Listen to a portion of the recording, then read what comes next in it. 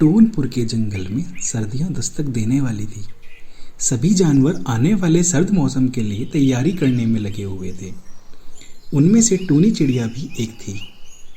टूनी चिड़िया आने वाली सर्दी से बचने के लिए एक शानदार घोंसला तैयार कर लेती है और अचानक होने वाली बारिश से बचने के लिए चारों तरफ से घास फूस से ढक देती है। सब कुछ ठीक चल रहा था कि एक दिन अचानक ही बिजली कड़कने लगी और देखते देखते घनघोर वर्षा शुरू हो गई। बेमौसम आई बारिश से ठंड और भी बढ़ गई और सभी जानवर अपने अपने घर की तरफ भागने लगे।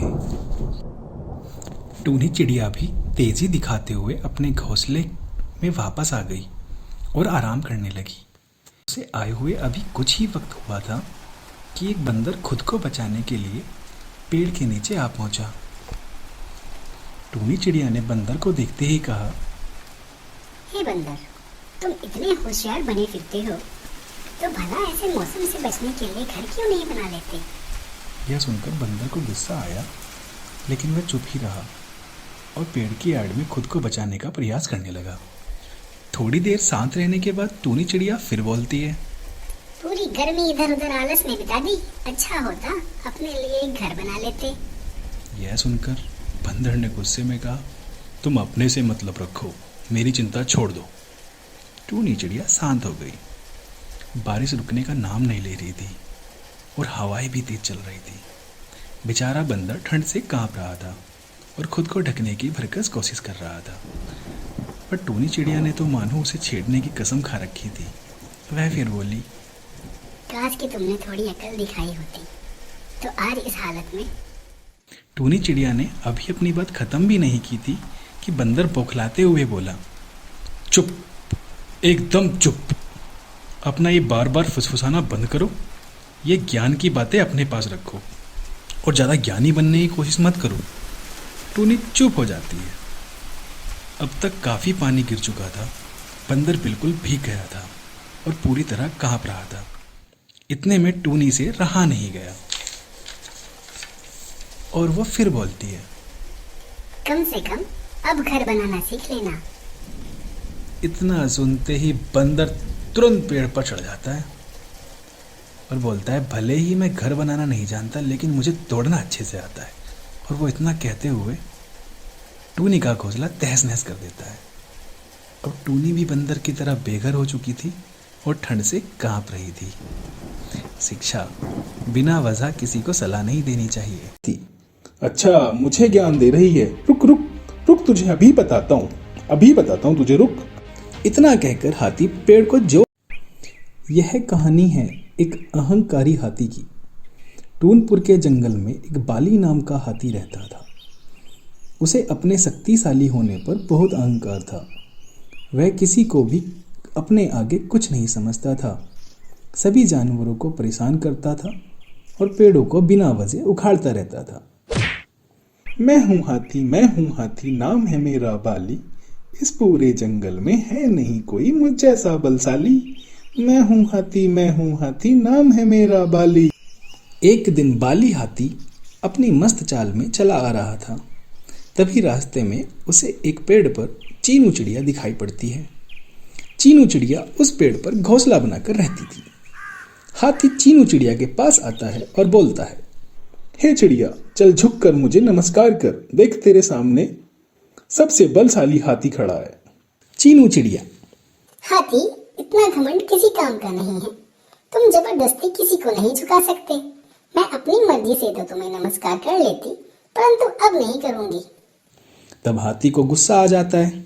हाथी, अच्छा, मुझे ज्ञान दे रही है। रुक रुक रुक, तुझे अभी बताता हूँ तुझे, रुक। इतना कहकर हाथी पेड़ को जोरदार टक्कर मारता है और पेड़ को गिरा देता है, जिससे चीनू चिड़िया का घोंसला नीचे गिर जाता है और उसमें रखे अंडे टूट जाते हैं। चीनू चिड़िया रोने लग जाती है। चीनू चिड़िया, तुमने ये सही नहीं किया हाथी, तुम्हें इसका सबक जरूर मिलेगा। चीनू चिड़िया रोने लगती है। चल चल, अपना काम कर। आई कहीं से मुझे सबक सिखाने वाली। अपना वजूद तो देख ले। हा हा हा हा हा हा हा। मैं हूँ हाथी, नाम है मेरा बाली। ऐसे गुनगुनाते हुए हाथी वहां से निकल जाता है। तभी वहां पेड़ के नीचे बिल बनाकर रहने वाला टिंकू चूहा आता है और चीनू चिड़िया से बोलता है, तुम रो नहीं चीनू, इस अहंकारी हाथी ने मेरा भी घर तोड़ दिया है। इसको सबक सिखाना ही पड़ेगा। चीनू, हाँ टिंकू भैया, इस हाथी को सबक सिखाना ही पड़ेगा। नहीं तो ये ऐसे ही रोज किसी न किसी को परेशान करता रहेगा। मेरे दिमाग में एक विचार है। मुझे ऐसे पौधे के बारे में पता है जिससे यह हाथी कुछ घंटों के लिए अंधा हो जाएगा और इसकी आंखों में जलन होने लगेगी। चूहा, तो फिर ठीक है, आगे मैं बताता हूँ क्या करना है। उसके लिए हमें मेंढक की सहायता लेनी होगी। चलो मेंढक के पास चलते हैं। तब वो दोनों मेंढक के पास जाते हैं और मेंढक को पूरी बात बताते हैं। चूहा बोलता है, मेंढक भाई, तुम्हारी और तुम्हारे बाकी दोस्त मेंढकों की आवश्यकता है बाली हाथी को सबक सिखाने के लिए। मेंढक बोलता है, हाँ मैं तैयार हूँ। उसने तो सभी को परेशान कर रखा है, उसको सबक सिखाना ही होगा। तब चूहा आगे का प्लान मेंढक और चीनू चिड़िया को बताता है।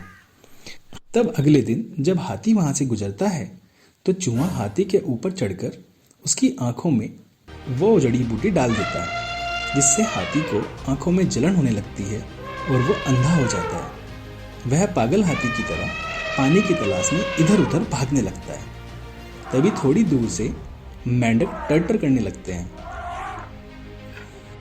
हाथी को मेंढकों की टर्टर सुनाई देती है तो वह समझता है पानी उधर ही है जिधर मेंढकों की आवाज आ रही है। वह उस दिशा में भागने लगता है और एक बड़े गड्ढे में गिर जाता है और चिल्लाने लगता है। उसकी आवाज सुनकर बाकी जानवर भी वहां आ जाते हैं और बोलते हैं, देखा हाथी राजा, कैसे छोटे छोटे जानवरों ने ही तुम्हें सबक सिखा दिया। तब चीनू चिड़िया पानी भर के लाती है और हाथी की आंखों में डाल देती है और बोलती है, हे हाथी, ये सब सिर्फ तुम्हें सबक सिखाने के लिए किया था।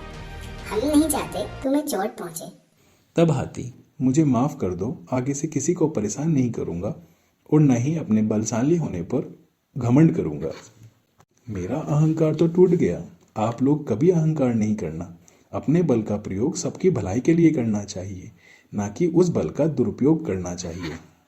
कहानी अच्छी लगी हो तो वीडियो को लाइक करें, चैनल को सब्सक्राइब करें और बेल आइकन दबाना ना। सोनू बेटा, आज तो मारे गए। नदी पार करने के लिए पत्थर पर छलांग लगानी पड़ेगी और पत्थर पर मगरमच्छ तैयार बैठा है शिकार करने के लिए। टूलपुर के जंगल में सोनू नाम का हिरन रहता था। वह बहुत चंचल और मस्ती भरे स्वभाव का था। सोनू हिरन अपने नाम की तरह ही सुंदर और चंचल था। वह जंगल में कूदी मारते हुए कहीं भी पहुंच जाया करता था। वो बहुत ऊंची ऊंची छलांग लगाया करता था। एक दिन की बात है, वह नदी किनारे जाता है तो देखता है नदी के दूसरी ओर एक मीठे फलों का पेड़ है।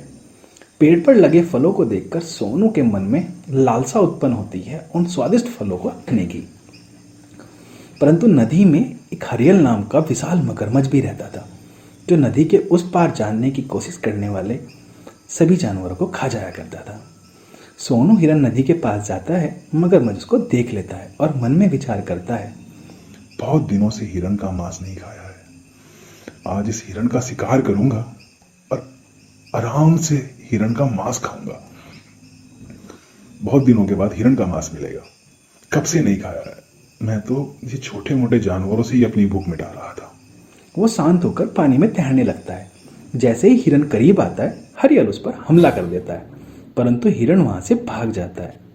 पर सोनू हिरन के मन में मीठे फलों को खाने की लालसा थी। तब वह दोबारा नदी के पास जाता है और इस बार वो देखता है नदी में ही थोड़ी सी दूर पर एक बड़ा सा पत्थर है। वो उस पत्थर पे छलांग लगाता है और दूसरी छलांग में नदी के पार पहुंच जाता है और स्वादिष्ट फलों का स्वाद लेता है। स्वादिष्ट फलों का स्वाद लेते हैं। अरे वाह, ये तो बहुत स्वादिष्ट फल है।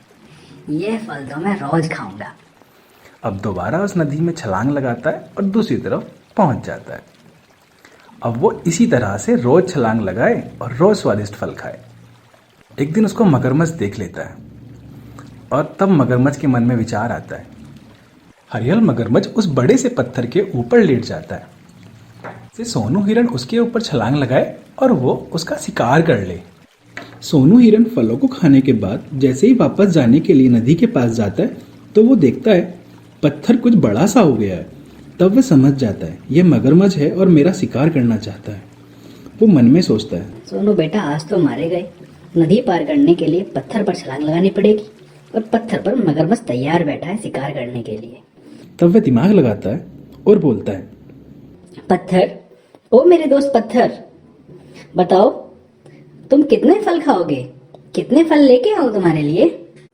यह सुनकर मगरमच्छ सोचने लगता है कि ओहो, तो ये पत्थर इसका दोस्त है और रोज इससे बात करता है, परंतु ये आज बोल क्यों नहीं रहा है। तभी हिरन दोबारा बोलता है, पत्थर, ओ मेरे दोस्त पत्थर, बताओ कितने फल खाओगे? बताओ कितने फल लेकर आऊं?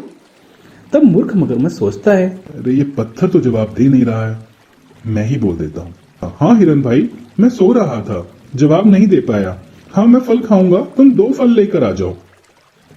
इतना सुनकर हिरन बोलता है, मेरे दोस्त पत्थर, आते हुए जब छलांग लगाई थी तो मेरे पैर में मोच आ गई थी, जिससे मैं इतनी ऊंची छलांग नहीं लगा पाऊंगा।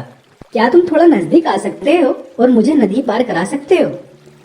मगरमच्छ, यह तो और भी अच्छा है, मुझे भी कम मेहनत करनी पड़ेगी। हाँ मेरे दोस्त, मैं आ सकता हूँ और तुम्हें नदी पार भी करा सकता हूँ। इतना कहकर मगरमच्छ हिरन के पास को जाता है। तब हिरन मौका देखकर झट से पत्थर पर छलांग लगाता है और दूसरी छलांग में नदी के दूसरी तरफ पहुंच जाता है। तब सोनू हिरन मगरमच्छ से, चीते की चाल, बाज की नजर और सोनू की छलांग पर कभी संदेह नहीं करना। और मेरे भाई मगरमच्छ पत्थर भी कहीं बोला करते होंगे। तुम रहो इस नदी में, मैं तो चला। इतना कहकर हिरन वहां से निकल जाता है। तो देखा आपने किस तरह से विपत्ति में बुद्धि से काम लेना चाहिए। अगर आपको यह कहानी अच्छी लगी हो तो चैनल को लाइक करें, सब्सक्राइब करें और बेल आइकन दबाना ना भूलें। धन्यवाद, मैं चलता हूँ।